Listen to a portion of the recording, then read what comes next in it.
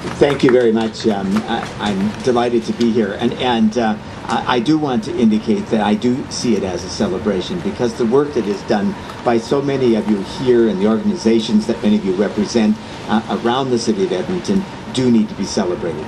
I well recognize that there are many things that go on in the world today and in this country that lead one to think that of despair and that we will get anywhere. At the same time, I think about how much further behind we might be if you didn't do the good work that you are doing.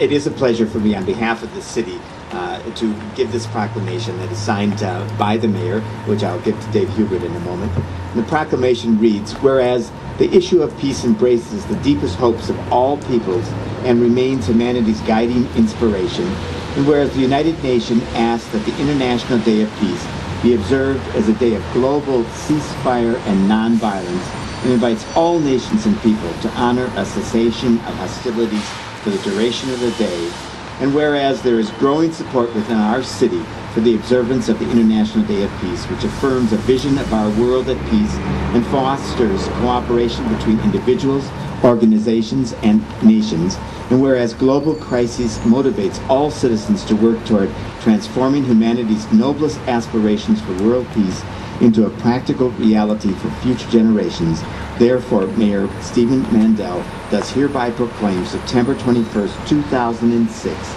International Day of Peace in Edmonton, Alberta's capital city, dated this day by the Mayor of Edmonton. Thank you very much. David? Thank you, Michael.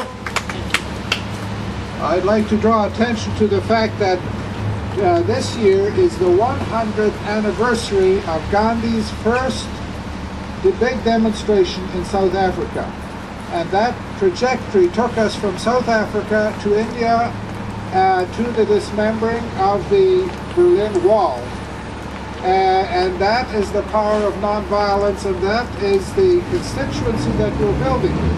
So let's not lose hope, because we know there are thousands and thousands and millions of people who have caught the vision of nonviolence. And despite the fact that there's a huge war machine that is competing against this nonviolence, the numbers of people who are seeing the power of nonviolence are growing. So let's keep heart and let's keep working.